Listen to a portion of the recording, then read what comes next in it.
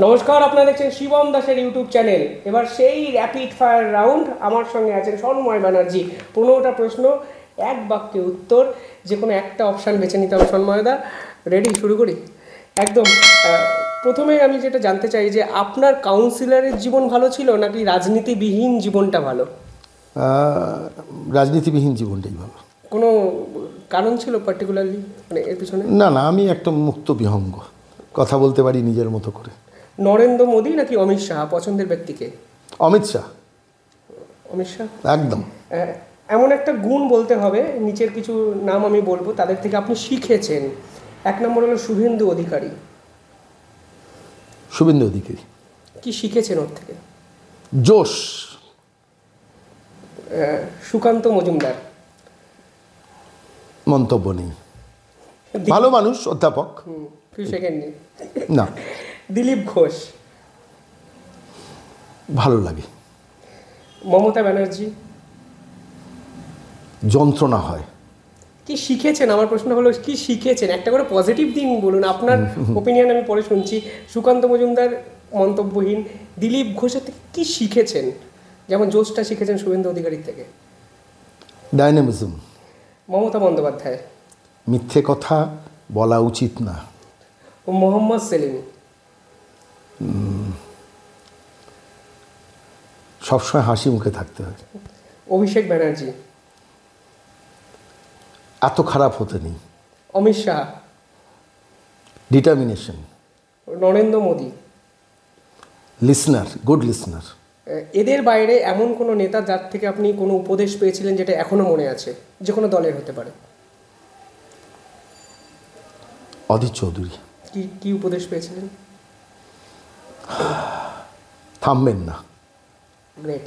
বাবার থেকে শেখা এমন একটা অ্যাডভাইস যেটা কোনোদিনও ভুলবেন না? সময়টা নষ্ট করো না। গ্রেট। এমন একটা উপদেশ যেটা এদেরকে আপনি দিতে চান? নামগুলো হলো, প্রথম নাম শতরূপ ঘোষ।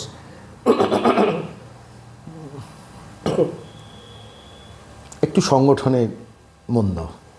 দেবাংশু ভট্টাচার্য। একটু কথা কম বলো। কৌস্তব বাগচি।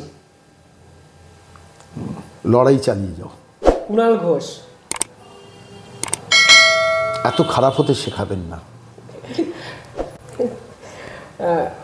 সুকান্ত মজুমদার।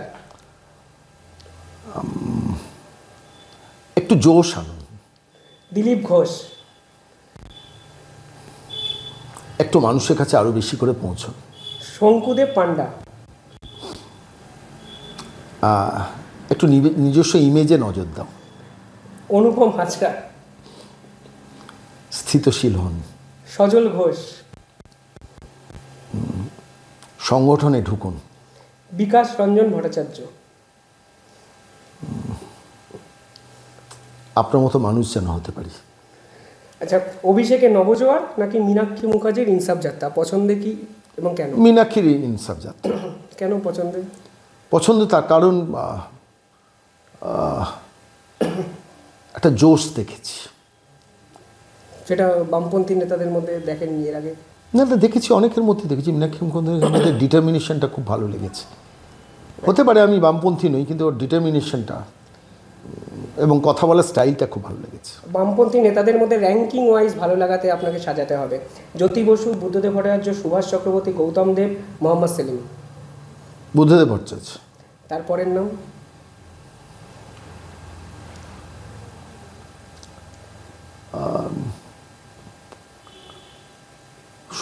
জ্যোতি বসু। তারপর? মোহাম্মদ সেলিম। তারপর? সুভাষ চক্রবর্তী। আচ্ছা, তারপরে গৌতম দেব। রাইট।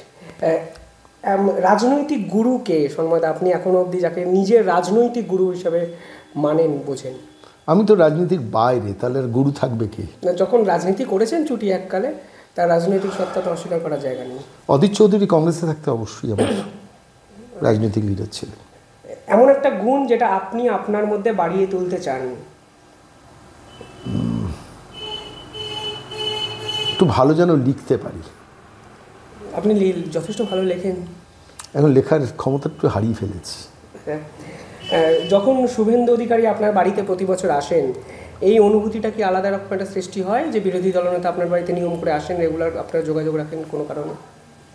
আমি ভীষণ পছন্দের মানুষ। এই জোশের নেতৃত্ব বাংলার মাটিতে ভীষণ দরকার, ভীষণ দরকার, ভীষণ দরকার।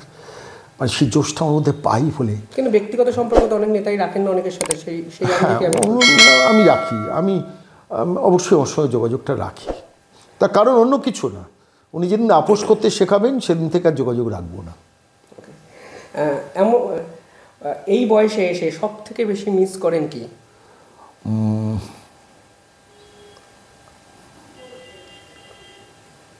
খুব ভালো বন্ধু মানে ছিল এক সময়, অনেক ছিল, হারিয়ে গেছেন।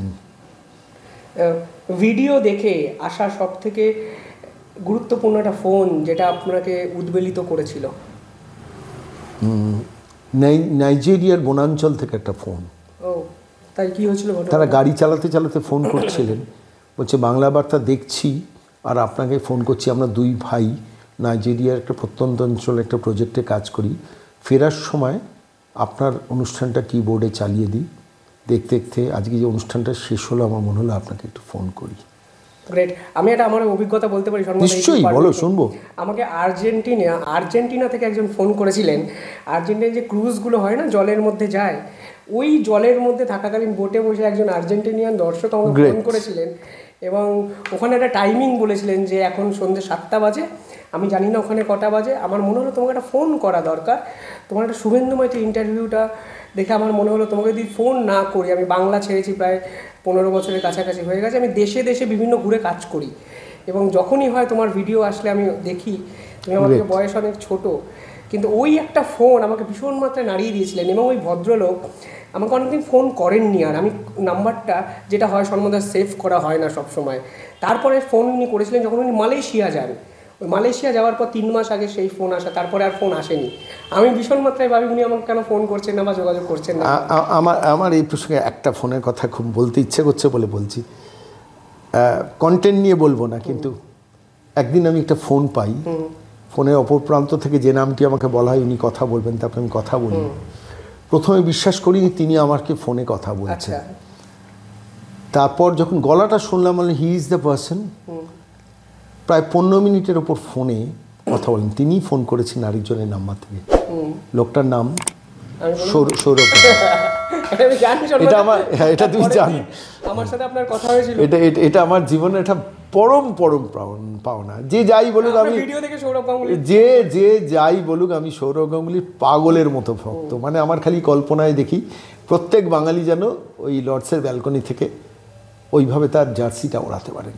আপনি এটা অস্বীকার করবেন, মানে স্বীকার করবেন যে সৌরভ গাঙ্গুলি বর্তমানে সর্বশ্রেষ্ঠ কূটনীতিবিদ? আমি মোহভঙ্গ হতে চাই না, এইটুকুই বলবো। রাইট। আমি সৌরভকে নিয়ে কিছু কন্টেন্ট বানিয়েছিলাম যেখানে ওনার প্রতিশ্রুতি মতো ফ্ল্যাট পায়নি লোকে, এবং আমার মনে হয়েছে এটা বানানো উচিত। ওর সমালোচনা আমিও করেছি, কিন্তু আমি সত্যি কথা বলছি না, আমি লর্ডসের ব্যালকনিতে ওই জার্সি ওড়ানোটা মনে রাখতে চাই, আর কিচ্ছু মনে রাখতে চাই না। শেষ আইডল। তার অনেক ব্যাপারে আমি মতবিরোধ হয়েছি, আমি যার জন্য নিজেও ভিডিও করেছি, তুমি জানো, কিন্তু আমি আর কিচ্ছু দেখতে চাই না। ওই জোশ একজন বাঙালির শেষ কবে দেখেছি জানি না। আপনি বললেন মানে আমারও বলতে ইচ্ছা করছে, পার্টিকুলারলি ওই ভিডিওর পরেও বিভিন্ন মহল থেকে, একদম ঘনিষ্ঠ মহল থেকে বিভিন্ন ফোন আসা শুরু হয়। কোথাও গিয়ে আমার মনে হয় ব্র্যান্ড অ্যাম্বাসাডারও দিনের শেষে মানুষ, তো তারাও হয়তো রেকগনাইজ করেন তাদের ভুল ত্রুটি, হয়তো ব্যবসায়িক মনোবৃত্তির দিক দিয়ে তারা অন্য সময় ভাবেন, কিন্তু আবেগের দিক দিয়ে যখন তারা ভাবেন, তারা হয়তো কোথাও গিয়ে ভাবেন যে কোনটা ঠিক কোনটা ভুল, মানুষকে তারা ঠকাচ্ছেন কিনা। খুব ইম্পর্টেন্ট পার্ট এটা ব্র্যান্ড অ্যাম্বাসাডারদের, এটা তো আপনিও সমর্থন করবেন। বিচারপতিদের মধ্যে সবথেকে পছন্দের ব্যক্তি কি? নামগুলো আর বলছি না, আপনার সবথেকে বেশি পছন্দের বিচারপতি বর্তমান সময়?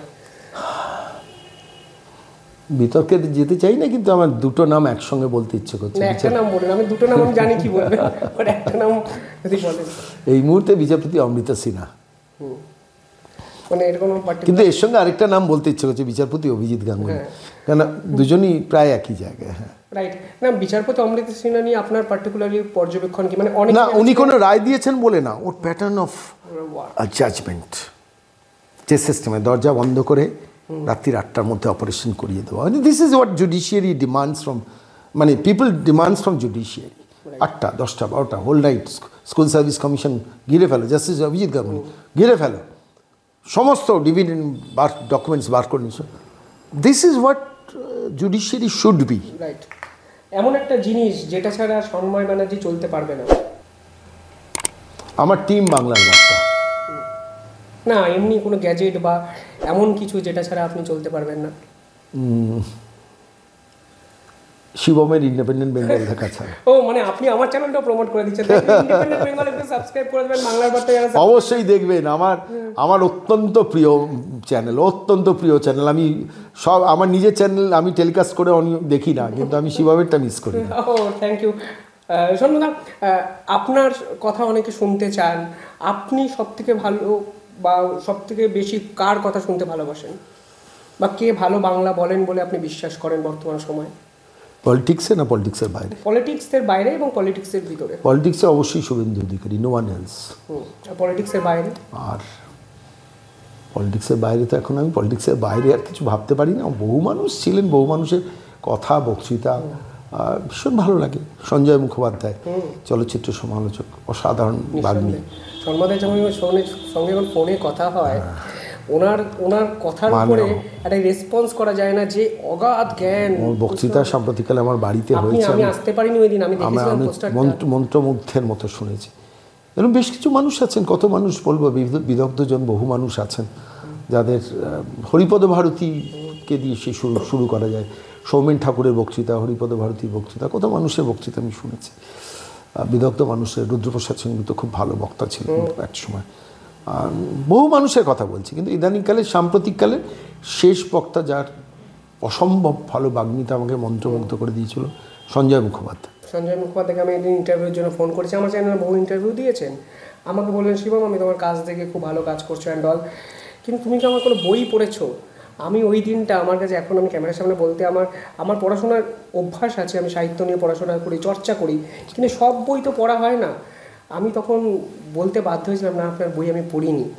আমি কথা শুনেছি, এক্স্যাক্টলি কথা শুনেছি। আমি এটা বলেছিলাম, আপনার বই যেদিন পড়বো সেদিন আপনার ফোন করে একবার ইন্টারভিউ আমি নেব। তো তারপরে বই পড়ে নন্দনে ফিল্ম ফেস্টিভ্যাল নিয়ে ওনার বাড়ি থেকে একটা ইন্টারভিউ আমি নিয়েছি, আমার এখন মনে পড়লো হুট করে কথাটা। সন্ময়দা, আর 2-3টে প্রশ্ন আছে।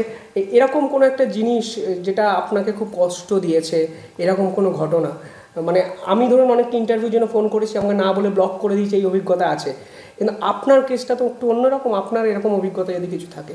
আচ্ছা, আমি নাম বলতে চাই না, একজন প্রাক্তন পুলিশ অধিকর্তা আমি বিজেপিতে জয়েন করার পর বলেছেন, না আপনাকে আমি আর ইন্টারভিউ দেবো না, যদি আপনার বক্তব্য আমি সব পছন্দ করি শুনি, কিন্তু দেবো না। কষ্ট পেয়েছিলাম। মানে উনি নাম কি বলতে পারবেন? নামটা না বলাই ভালো। প্রাক্তন পুলিশের আইজি। আচ্ছা, আজ করে না, অনেকে অনেক বুঝতে, তাদের কি কষ্ট হয়েছিল? সর্বদা এরকম একটা স্বীকারোক্তি যেটা কোনোদিন আপনি করেননি, আজ ক্যামেরার সামনে করতে চান?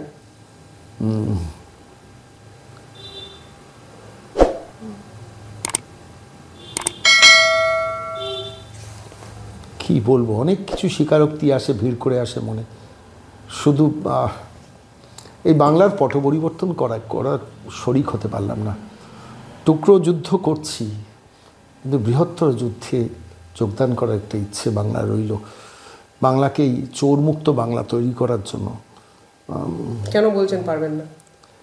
বয়সটা হয়ে গেছে তো, বয়সকে অস্বীকার করি না। সেটা নয়, কিন্তু আপনি তো অনেকের পথ ফাইন্ডার, অনেকেই আপনাকে ফলো। বয়সকে অস্বীকার করতে পারি না।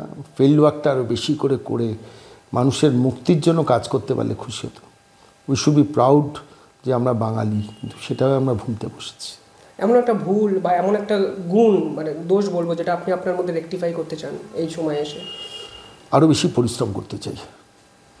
একটু অলস হয়ে যাচ্ছি মাঝে মাঝে। কেন, আপনার ডেলি রুটিনটা তো ভারী আছে, কিন্তু আর একটু পড়াশোনা বাড়াতে চাই। ওটা আমার একটা আফসোসের জায়গা, ওটা বাড়াবো। আমি এই বছরটা আমি ডেডিকেট করেছি, আমি সময়টা অনেক বেশি দেবো পড়াশোনাতে। রাইট। এর সম্বন্ধে আমার একদম শেষ প্রশ্ন, দুটো জিনিস বলবো, আপনার কোনো আফসোস আছে নাকি দুটো ক্ষেত্রে? একটা হলো কংগ্রেস ত্যাগ করা, 2 নম্বর হলো বিজেপির মুখপাত্র পদ ত্যাগ করা। এই দুটোর মধ্যে আফসোস একটা বিষয়ে কাজ করে। কঠিন প্রশ্ন, কিন্তু সহজ উত্তর। কংগ্রেস ত্যাগ করেছি স্বেচ্ছায়, ভালো লাগেনি আপোষ। বিজেপির মুখপাত্র ত্যাগ করেছি,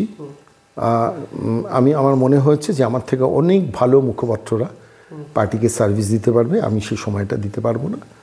কারোর প্রতি অভিমান থাকলেও সেটা আমি প্রকাশ্যে বলবো না, শুধু এইটুকু বলবো যে ভালো ভালো মুখপাত্ররা যেন পার্টিকে টিভি চ্যানেলে রিপ্রেজেন্ট করে। আমি সময় দিতে পারিনি, আমি সরে এসেছি, অভিমান যন্ত্রণা আছে, কিন্তু সেগুলো প্রকাশ্যে বলবো না, কারণ সেগুলো আমার অভ্যেস নয়, এইটুকুই বলবো।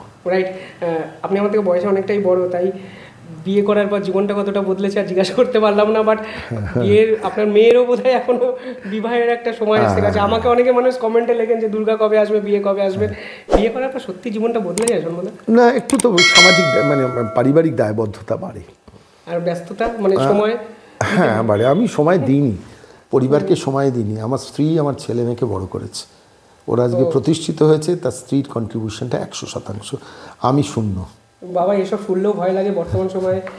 না, তবে তবে তোমার বিয়েতে আমি তো যাবই, এবং ইন্ডিপেন্ডেন্ট বেঙ্গলের সব দর্শকদের বলছি শিবমের বিয়ের দিনটা নজর রাখবেন, লাইভ টেলিকাস্ট হবে। না একদমই না, লাইভ আমি করবো, হবেই না, বিকজ বিয়ে করার জন্য মেয়ে জোগাড় করতে হয় দাদা। আপনাদের যেমন দায়িত্ববান মেয়ে, এখনকার দিনে সময় বদলেছে, এটাও তোমার দর্শকদের অনেক কন্যারা অপেক্ষা করছে। হ্যাঁ তোমার আজকে শুনে রাখলো তো, তোমার কমেন্ট বক্সে যেন তারা মন্তব্য করেন। না অবশ্যই। যাই র্যাপিড ফায়ার রাউন্ড একদম অন্যরকম, সন্ময়দা স্ট্রেট কাট উত্তর দিয়েছেন, কিছু প্রশ্ন এড়িয়ে গেছেন যদিও। কমেন্টে জানাবেন আপনাদের কেমন লাগলো। আর নিঃসন্দেহে ভিডিও দেখে সৌরভ গাঙ্গুলি ফোন, এটা যে কোনো কন্টেন্ট ক্রিয়েটার যারা লড়ছে তাদের কাছে হয়তো স্মরণীয়। সন্ময় ব্যানার্জি কিন্তু এটা অস্বীকার করলেন না, ক্যামেরার সামনে সকলকে বললেন। ভালো থাকবেন, ধন্যবাদ। শিবমদার চ্যানেলটা একটু সাবস্ক্রাইব করে দেবেন। ধন্যবাদ সন্ময়দা, ধন্যবাদ আপনাদের। অবশ্যই আপনারা দেখবেন ইন্ডিপেন্ডেন্ট বেঙ্গল, অবশ্যই বাংলা বার্তা না দেখুন কোনো অসুবিধা নেই, ইন্ডিপেন্ডেন্ট বেঙ্গলটা দেখবেন, কেন ওটা আমিও ভীষণ ভক্ত। ধন্যবাদ ধন্যবাদ।